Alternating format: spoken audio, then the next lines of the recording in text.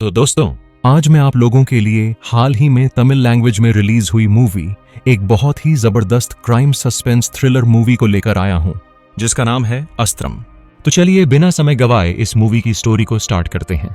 Movie के शुरुआत में हम लोगों को नरेशन में एक कहानी को सुनाया जाता है। 18वीं शताब्दी में फ्रांस का एक साइंटिस्ट साइकोलॉजी के बारे में रिसर्च कर रहा था। उसके रिसर्च में कुछ हैरान कर देने वाली बातें मालूम पड़ी। वो साइंटिस्ट उन बातों को एक किताब में लिखने लगा। मतलब कि वह एक किताब बनाया जिसका नाम रखा द सीक्रेट। वो किताब फ्रांस से ट्रैवल होकर इंडिया के कोडाईकनाल के एक चर्च में आई होती है, लेकिन उस चर्च के फादर को उस किताब की वैल्यू मालूम नहीं होती, जिस वजह से एक दिन चर्च में एक लड़के की बर्थडे होती है तो फादर उस किताब को गिफ्ट में उस लड़के को दे देते हैं। किताब लेने के बाद उस लड़के की जिंदगी में बहुत सारी अजीब अजीब सी घटनाएं पेश आने लगीं। इसके बाद हम लोग पार्क में एक लड़के को देख पाते हैं जो अपने बॉडी पर क्रॉस का निशान बनाकर खुद को खत्म कर लेता है। इस वाकया को देख पार्क में मौजूद सारे लोग हैरान में रह जाते हैं। इसके बाद हम लोगों को इस कहानी के लीड कैरेक्टर अखिलन को दिखाया जाता है। यहाँ बात यह है कि इसी तरह दो लड़के खुद को खत्म कर चुके होते हैं और इसी केस का इन्वेस्टिगेशन अखिलन कर रहा होता है। इन्वेस्टिगेशन के दौरान अखिलन का हाथ जख्मी भी हो चुका होता है, लेकिन वह बिना छुट्टी लिए इस केस में ही लगा होता है। इसके बाद विजय नाम का एक शख्स अखिलन के पास कॉल करके कहता है कि सर, आप जिन लोगों के केस का इन्वेस्टिगेशन कर रहे हो, मैं उसके बारे में बहुत अच्छी तरह से जानता हूं। अखिलन कहता है कि आप मेरे घर आ जाओ और उस इंफॉर्मेशन के बारे में डिटेल में बताओ। थोड़ी देर के बाद वह शख्स विजय अखिलन के घर आता है और इसके हाथ के जख्म के बारे में पूछता है। अखिलन कहता है कि आप इसे छोड़िए, पहले आप मुझे उस इंफॉर्मेशन के बारे में बताइए। विजय कहता है कि हर एक चीज का कोई ना कोई कनेक्शन जरूर होता है, पहले आप मुझे अपने जख्म के बारे में बताइए। तो अखिलन जो हुआ वह बताता है। एक रात अखिलन जब पेट्रोलिंग कर रहा था तो एक घर से 4 चोर बाहर निकले। अखिलन इन चारों चोरों का पीछा कर रहा होता है। उस समय एक आदमी पीछे से इसके हाथ पर गोली चला दिया। तभी उस रास्ते से एक आदमी गुजर रहा था, वह अखिलन को जल्दी से हॉस्पिटल पहुंचाया। विजय कहता है कि जिस आदमी ने आपके ऊपर गोली चलाई, क्या आपने उस आदमी को देखा? अखिलन कहता है नहीं, मैं उसे देख नहीं पाया। विजय कहता है कि आप बहुत जल्द इस केस को सॉल्व कर लोगे और उसी तरह आपको यह भी मालूम पड़ जाएगा कि आखिरकार आपके ऊपर गोली किसने चलाई। और वैसे आपको उन केसेस में कोई कुल्लू मिला? अखिलन कहता है हाँ, मुझे कुल्लू मिला है, लेकिन वह सीक्रेट है, मैं आपको नहीं बता सकता। विजय कहता है क्या सीक्रेट? एक जली हुई किताब और एक फोटो मिली है। यह सुनकर अखिलन शॉक्ड हो जाता है और हमें यहाँ पर उन सबूतों के बारे में मालूम पड़ता है। दरअसल अखिलन जब उस केस का इन्वेस्टिगेशन कर रहा था तो एक अनजान शख्स अखिलन के दरवाजे पर एक जली हुई किताब और एक फोटो छोड़कर गया। इस तरह से सीन फ्लैशबैक में जाती है। सबूत मिलने के बाद अखिलन कमिश्नर के पास जाता है और कहता है कि सर, जो लोग मरे हैं उनके बीच कोई भी कनेक्शन हमें नहीं मिला है, और जिस तरह से यह लोग खुद को खत्म किए हैं, 18वीं शताब्दी में जापान में एक ऐसा ही कल्चर था। मतलब कि जापान में कोई भी शख्स उस समय गलती करता था तो उसे पनिशमेंट के तौर पर खुद को खत्म करने का ऑर्डर मिलता है। तो ठीक उसी स्टाइल में यह 3 लोग मरे हैं, अपने आप को पेट में चाकू से मारकर खत्म हो जाना। इन तीनों लोगों के मरने के पीछे जरूर कोई ना कोई वजह होगी। इसके पीछे जरूर कोई शख्स है, हमें उस शख्स के बारे में पता लगाना ही पड़ेगा सर। कमिश्नर कहता है कि अखिलन, तुम अभी जख्मी हो, पहले तुम कुछ दिनों के लिए रेस्ट ले लो। लेकिन अखिलन कहता है नहीं सर, मैं ही इस केस को सॉल्व करूंगा, मुझे बस एक टीम की जरूरत है, आप मुझे एक टीम दे दीजिए सर। तो कमिश्नर सुमंत नाम के एक पुलिस ऑफिसर को अखिलन का असिस्टेंट बना देता है। अब इसके बाद अखिलन सुमंत पहले मरे हुए शख्स के घर जाते हैं। उनके घर वालों से पूछते हैं कि आपका बेटा मरने से पहले कुछ अजीब सी हरकतें किया था। मरने वाले शख्स के घर वाले कहते हैं कि सर, हम उस दिन को कभी नहीं भूल सकते। उस दिन मेरा बेटा किचन से चाकू लाकर खुद को खत्म कर लिया। अब तक हम लोगों को यह नहीं समझ आया कि आखिर मेरे बेटे ने खुदकुशी क्यों की। पूछताछ करने के बाद अखिलन सुमंत जब यहां से जाते हैं तभी एक पानी पहुंचाने वाला शख्स घर के अंदर जाने लगता है। अखिलन इस शख्स को भी बुलाकर इससे पूछताछ करता है। पानी वाला शख्स बताता है कि वह लड़का बहुत अच्छा था, मेरे से भी अच्छे ढंग से बात किया करता था, लेकिन उसके मरने से एक दिन पहले मैंने यह देखा कि वह शख्स अपने घर से कोई सामान लाकर तोड़ फोड़ कर रहा है।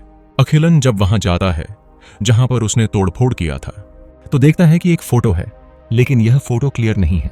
अखिलन सुमंत को कहता है कि तुम इस फोटो को रिमॉडल करवाओ। इसके बाद यह दोनों दूसरे मरे हुए लड़के के घर जाते हैं। लड़के की मां कहती है कि उस दिन मैं टेररिस्ट पर अपना कपड़ा सुखा रही थी तो मेरा बेटा अचानक से चाकू लेकर खुद को खत्म कर लिया। आखिरकार उसने ऐसा कदम क्यों उठाया अभी तक मुझे मालूम नहीं, लेकिन वह खुदकुशी करने से पहले बहुत अजीब सी चीजें कर रहा था। घर के सामानों को तोड़ फोड़ करने लगा, टीवी लैपटॉप इन सबको तोड़ रहा था। मैंने उससे पूछा कि तुम ऐसा क्यों कर रहे हो।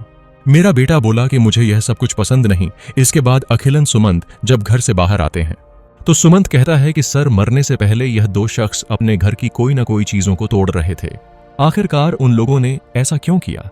उन्हें उन चीजों में क्या दिख रहा था? अखिलन कहता है कि दोनों लड़कों के मरने में मुझे तोड़ फोड़ वाली बातें कॉमन लगी, और ये है ब्लैक एंड व्हाइट। मुझे लगता है कि ब्लैक और व्हाइट कलर दोनों को बहुत ही ज्यादा डिस्टर्ब किया। इसके बाद दोनों पार्क में जाकर कुछ लोगों से पूछताछ करते हैं, मतलब कि कुछ दिनों पहले एक लड़के ने पार्क में खुद को खत्म किया था ना, उसी के बारे में। यहाँ का लोग कहते हैं कि पता नहीं सर, वह कौन था, पार्क में आकर पेट पर क्रॉस का निशाना बनाकर खुद को खत्म कर लिया। अखिलन इसी पार्क में बैठकर इस केस के बारे में सोच रहा होता है।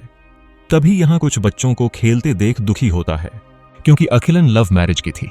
शादी के कई साल बाद कुछ प्रॉब्लम की वजह से इन्हें कोई संतान नहीं हुआ, जिससे इसकी वाइफ ने इसे डिवोर्स दे दी।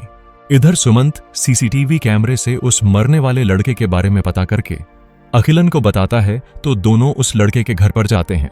घर पर उस लड़के की पत्नी होती है। वह बताती है कि पता नहीं मेरे पति ने खुद को खत्म क्यों कर लिए, हमें तो कोई प्रॉब्लम भी नहीं थी। अब इसी पूछताछ के दौरान अखिलन ये ऑब्जर्व करता है कि पार्क में जो लड़का मरा वह एक हिंदू है, तो उसने अपने बॉडी पर क्रॉस का साइन बनाकर क्यों मारा। अखिलन इस लड़की से पूछता है कि क्या तुम्हारा पति मरने से पहले क्रिश्चियनिटी के बारे में बातचीत की, मतलब कि वह क्रिश्चियन में कन्वर्ट होना चाहता था, या कोई उसका क्रिश्चियन फ्रेंड है। लड़की कहती है कि नहीं सर, क्रिश्चियन धर्म के बारे में लेकर हमारे बीच कोई बातचीत ही नहीं हुई, लेकिन उनका एक फ्रेंड है जो कि एक क्रिश्चियन है, जिसका नाम है कुमार। इसके बाद अखिलन सुमंत कुमार के पास जाते हैं। कुमार कहता है कि सर, वह तो बहुत अच्छा लड़का था, मेरे से बहुत अच्छी तरह से बात भी करता था, मगर पता नहीं क्यों खुदकुशी कर लिया। अखिलन कहता है कि वह मरने से पहले तुम्हारे पास आया था, दोनों के बीच क्या बातें हुई। कुमार कहता है कि नहीं सर, हम दोनों के बीच छोटी सी बात हुई, कोई खास नहीं। मैंने उसे बस यही पूछा कि मैं अपने दुकान वाले बिजनेस को बड़ा कैसे करूं। इसके बाद अखिलन सुमंत इस एरिया के चर्च के पास जाकर वहां के फादर से मरे हुए लड़के की तस्वीर दिखाकर उसके बारे में पूछते हैं, क्या यह शख्स कभी चर्च पर आया था। फादर बताता है कि नहीं, मैं इस लड़के को कभी भी यहां नहीं देखा, लेकिन अखिलन को शक होता है। वह यहां का सीसीटीवी फुटेज को चेक करता है, लेकिन कोई फायदा नहीं, अखिलन को कोई सबूत नहीं मिलता।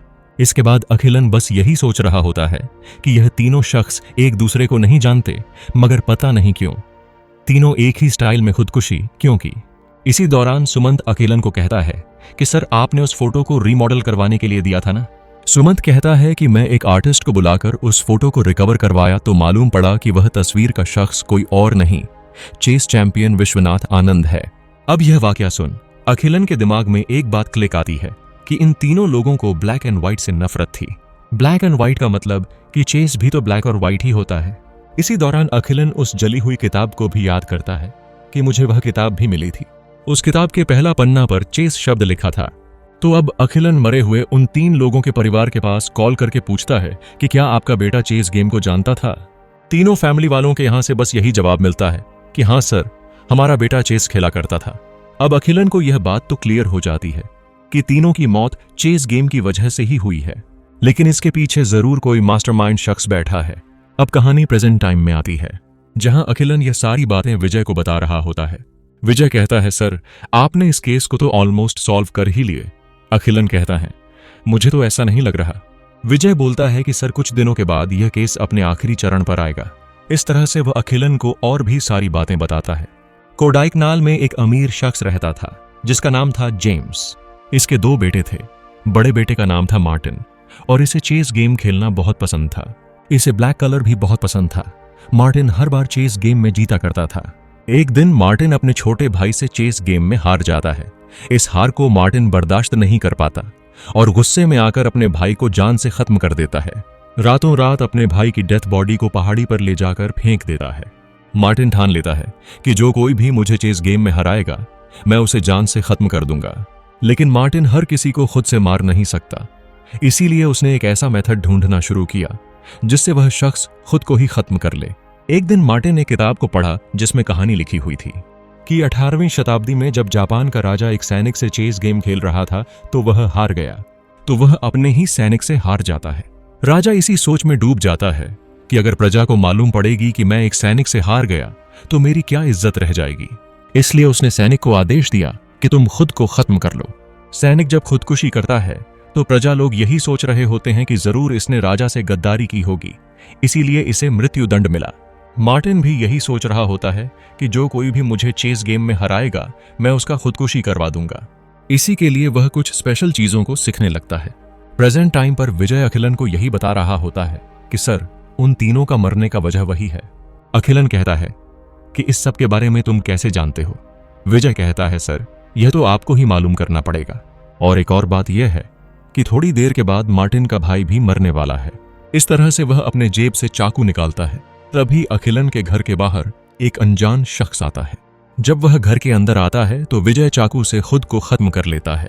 अखिलन इस शख्स के ऊपर गन पॉइंट करके कहता है कि मुझे मालूम है कि इन सब हत्याओं के पीछे तुम्हारा ही हाथ है। बताओ तुम ये सब क्यों कर रहे हो? वो अनजान शख्स कहता है कि मैं ही मार्टिन हूं, लेकिन ये सब कुछ मैं नहीं कर रहा, और उसी तरह मैं कोई राजा नहीं मंत्री हूं। थोड़ी देर के बाद राजा यहां आने वाले हैं। इस तरह से यह भी खुद को खत्म कर लेता है। थोड़ी देर के बाद कमिश्नर यहां आता है। कमिश्नर यहां आते ही अखिलन पर गुस्सा होने लगता है कि 2 लोग तुम्हारे आंखों के सामने मारे गए और तुम यहां पर खड़े खड़े क्या कर रहे थे? तुम इन्हें बचा नहीं सकते थे। मैंने तुम्हें पहले भी मना किया था कि तुम कुछ दिनों के लिए रेस्ट ले लो। अब बस बहुत हुआ अखिलन, मैं अब इस केस को दूसरे पुलिस वाले को सौंप रहा हूं अखिलन। लेकिन अखिलन किसी भी तरह करके कमिश्नर को मना लेता है। इसके बाद अखिलन यही सारी वाकया सुमंत को बताता है। इसके बाद दोनों मार्टिन और विजय के घर पर जाते हैं। वहां जाने पर घर की औरत कहती है, हाँ सर, वह मरा हुआ बेटा मेरा ही है। छोटा बेटा का नाम था विजय, लेकिन बड़े बेटे का नाम मार्टिन नहीं किशोर है। अब अखिलन को समझ आ जाता है कि जो कल रात को मरा वह मार्टिन नहीं है, मार्टिन तो कोई और ही है। अखिलन कहता है कि मुझे किसी भी तरह करके इस मार्टिन को पकड़ना होगा, नहीं तो पता नहीं कितने सारे लोग मारे जाएंगे। तभी अखिलन को एक गिफ्ट मिलता है, मतलब कि विजय मरने से पहले अखिलन को एक गिफ्ट भेजा होता है। उस गिफ्ट में एक फोन नंबर होता है, कोड लैंग्वेज में। इस कोड को डिकोड करने पर मालूम पड़ता है यह फोन नंबर एक साइकेट्रिस्ट डॉक्टर का है। इसके बाद अखिलन उस साइकेट्रिस्ट डॉक्टर से मिलने के लिए जाता है और अब तक जो सारी वाकया घटी वह सब कुछ उस साइकेट्रिस्ट डॉक्टर को बताता है। डॉक्टर इसे दोबारा से वही 18वीं शताब्दी की कहानी सुनाता है, वही कि एक राजा अपने सैनिक से चेस गेम में हार गया। अब बात ज्यादा प्रजा में न फैले, इसलिए उसने सैनिक को आदेश दिया कि तुम खुद को खत्म कर लो। डॉक्टर अखिलन और सुमंत को कहता है कि आपने यह कहानी यहीं तक सुना होगा, लेकिन यह वाकया घटने के बाद राजा फिर से चेस गेम एक सैनिक के साथ खेला और फिर हार गया। लेकिन इस बार सैनिक मरने की जगह राजा खुद को ही खत्म कर लेता है, और ऐसा करने वाला वो सैनिक ही होता है। उस सैनिक के पास एक अजीब सी विद्या है जिसका नाम है मेस्मेरिजर, मतलब कि सामने वाले शख्स को मेस्मेरिज करके अपना काम करवा सकता है। फिलहाल यह अनोखी विद्या किलर सीखकर दूसरे लोगों को मार रहा है। अखिलन कहता है कि सर, इस बात पर यकीन करना बहुत मुश्किल है, मैं खुद कंफ्यूज होकर रह गया। डॉक्टर कहता है कि इस पर आपको यकीन करना ही होगा। इंसान के पास ऐसी बहुत सारी चीजें हैं जो हमारे समझ से बाहर है। तभी अखिलन डॉक्टर से पूछता है कि सर, वो तो मेस्मेरिजर की किताब जल चुकी है, तो यह सारी वाकया आप कैसे जानते हैं? इस तरह से अखिलन इस डॉक्टर के ऊपर ही गन पॉइंट करता है, बोलता है कि तुम ही मार्टिन हो। डॉक्टर कहता है मैं मार्टिन नहीं हूं, और एक चाकू लेकर उसी तरह से खुदकुशी करने लगता है। सही वक्त पर अखिलन इस डॉक्टर को बचाता है और अस्पताल ले जाता है, जिससे इसकी जान बच जाती है। तो यह डॉक्टर अखिलन को कुछ सच्चाइयां बताता है। इसी कोडाइकनाल में जेम्स नाम का एक अमीर शख्स रहा करता था। इसके 2 बेटे थे, मार्टिन और प्रीटो। बचपन से ही मार्टिन अजीब लड़का होता है, ज्यादा बच्चों के साथ खेलता नहीं, हमेशा अकेले रहता, और इसे ब्लैक कलर बहुत ही ज्यादा पसंद है। मार्टिन का बिहेवियर इसके फादर को बिल्कुल भी पसंद नहीं, लेकिन उसकी मां मार्टिन से बहुत ही ज्यादा प्यार करती है। एक दिन मार्टिन बर्थडे पर कोई चेस बोर्ड गिफ्ट करता है, तो मार्टिन की मां इसे चेस गेम सिखाने लगती है। गेम सीख लेने के बाद मार्टिन हर बार अपनी मां से यही गेम जीतता। एक दिन तबीयत बिगड़ जाने की वजह से मार्टिन की मां इस दुनिया को हमेशा के लिए छोड़कर चली गई। मार्टिन को यह बहुत बड़ा सदमा लगा। इसके बाद मार्टिन अपने भाई प्रीटो के साथ चेस गेम खेलने लगा, लेकिन शॉकिंगली उसका भाई प्रीटो इस गेम में जीत जाता है। अब मार्टिन हार को बर्दाश्त ना करते हुए उसने अपने ही छोटे भाई को जान से खत्म कर दिया। आधी रात को वह अपने भाई की डेथ बॉडी को किसी पहाड़ी इलाके में ले जाकर वहां पर उसे फेंक देता है। थोड़ी देर के बाद मार्टिन का फादर जब घर आता है तो वह अपने छोटे बेटे को ढूंढने लगते हैं। उसी वक्त पुलिस वाले उनके घर आकर मार्टिन को गिरफ्तार करने लगते हैं। बात यह है कि जब मार्टिन अपने छोटे भाई की डेथ बॉडी को लेकर जा रहा था तो रास्ते में एक लड़के ने इस वाकया को देख पुलिस को इन्फॉर्म कर दिया। इसके बाद पुलिस वाले उस पहाड़ी पर जाकर प्रीटो की लाश ढूंढने लगते हैं, मगर उन्हें कहीं पर भी नहीं मिलती। यह सच्चाई जानकर मार्टिन का फादर टूटकर बिखर जाता है। पुलिस वालों को रिश्वत देकर इस केस को दबाकर मार्टिन को बाहर लाते हैं। अब यह सारी वाकया घटित होने के बाद मार्टिन का बिहेवियर पूरी तरह से चेंज हो जाता है। यह अब साइको की तरह बिहेव करने लगता है और यही साइकेट्रिस्ट डॉक्टर जेम्स का दोस्त होता है, यानी कि मार्टिन का फादर का। मार्टिन के बारे में जब डॉक्टर को मालूम पड़ता है तो वह जेम्स को एक सॉल्यूशन बताता है। मार्टिन का फादर काफी सारे लड़कों को मार्टिन के पास लाकर इसके साथ चेस गेम खिलवाने लगते हैं। हर लड़के से गेम खेलने के बाद मार्टिन हार जाता और पागलों की तरह बिहेव करने लगता। एक दिन मार्टिन अपने ही फादर को चेस गेम खेलने के लिए बोलता है तो मार्टिन का फादर इसके साथ चेस गेम खेलने लगता है। इस गेम में जानबूझकर मार्टिन हार जाता है और गुस्से में आकर अपने ही फादर को मार मार कर जान से खत्म कर देता है और उसी तरह घर को जलाकर यहां से दूर भाग जाता है। यह सब कुछ होने के बाद हाल ही में मार्टिन इस डॉक्टर के पास कॉल करके बोला कि बचपन में मुझे जिस जिस लड़के ने चेस गेम में हराया, मैं उन सारे लड़कों को ढूंढकर मेस्मराइज करके मार चुका हूं। वो मार्टिन चेस द सीक्रेट नाम की किताब से ये मेस्मराइजिंग विद्या सीखा होता है। इसी विद्या का इस्तेमाल करके वह लोगों से खुदकुशी करवाते रहता है। अब मार्टिन का अगला टारगेट कोई और नहीं, उसका छोटा भाई प्रीटो है। अखिलन कहता है प्रीटो तो कब का मर चुका है। डॉक्टर बताता है दरअसल उस दिन प्रीटो की लाश नहीं मिली। पहाड़ी से गिरने के बाद वह किसी आदमी को मिल चुका था। मार्टिन अपने छोटे भाई के बारे में पता करके अब उसे जान से खत्म करने वाला है। डॉक्टर अपने आप को इसलिए खत्म करना चाहता था क्योंकि इसकी गलत इलाज की वजह से मार्टिन के दिमागी संतुलन और भी ज्यादा बिगड़ गई। गिल्ट की वजह से खुद को सजा देना चाहता था। अब अखिलन को समझ नहीं आ रहा होता है कि मैं प्रीटो को कैसे ढूंढूं। इसलिए वह सुमंत के पास कॉल करके कहता है कि जिस दिन प्रीटो मिसिंग हुआ था उसका एफआईआर की फाइल मेरे पास भेजो।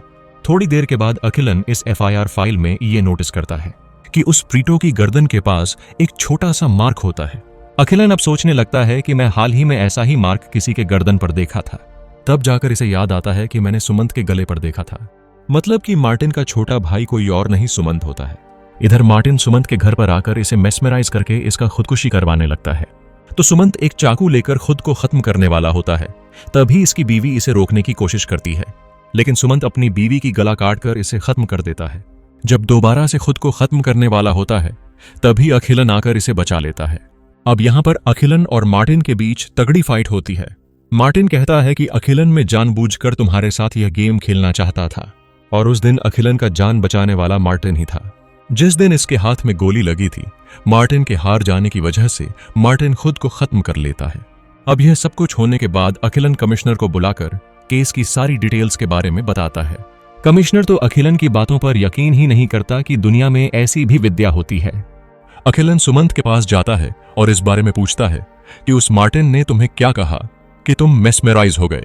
सुमंत अपने बेड से उठकर कहता है कि सर, मैं आपको एक सीक्रेट बताऊं। और इसी के साथ ये मूवी यहीं पर समाप्त होती है। सो दोस्तों, आपको यह मूवी कैसी लगी प्लीज हमें लाइक और कमेंट करके जरूर बताइएगा। Thanks for watching video.